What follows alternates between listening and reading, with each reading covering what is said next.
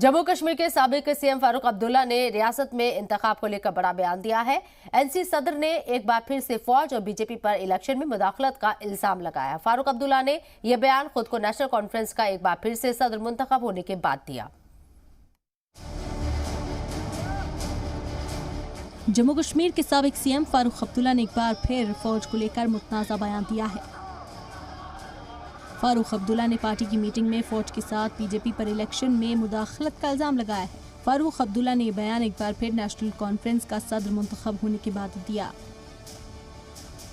फारूक अब्दुल्ला ने 2018 में पंचायत इलेक्शन का बॉयकॉट करने को बड़ी गलती माना है। साथ ही कहा है कि पार्टी को मुस्तकबिल में जम्मू कश्मीर में सभी इलेक्शन लड़ने चाहिए। फारूक अब्दुल्ला ने सरकार और हिफाजती दस्तों को किसी भी इंतखाबी अमल में मुदाखलत नहीं करने के लिए भी खबरदार किया है।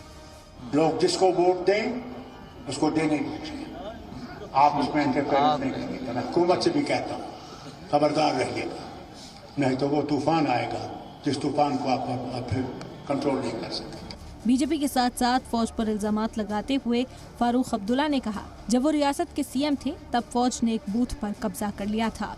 लोगों को डोडा में वोट नहीं देने दिया गया था। फारूक अब्दुल्ला ने कहा कि वो 2018 जैसी गलती अब नहीं करेंगे। डॉक्टर फारूक अब्दुल्ला ने जम्मू कश्मीर नेशनल कॉन्फ्रेंस के अध्यक्ष बनते ही ये घोषणा कर दी कि अब नेशनल कॉन्फ्रेंस किसी भी चुनाव का बहिष्कार नहीं करेगी। उन्होंने ये माना कि पंचायती चुनावों में बहिष्कार करना उनकी पार्टी की सबसे बड़ी गलती थी।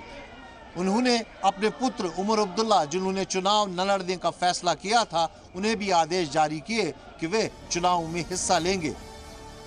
नेशनल कॉन्फ्रेंस लीडर उमर अब्दुल्ला ने भी कहा कि हमारे हाथों में एक मुश्किल भरी सियासी लड़ाई है। यह न सिर्फ बीजेपी और उसकी एबीसी टीमों के खिलाफ है, बल्कि इस बार हम भी मैदान में हैं। हम कानून और आईनी तरीकों से 370 की बहाली के लिए लड़ेंगे और जीतेंगे भी। ब्यूरो रिपोर्ट, जी मीडिया।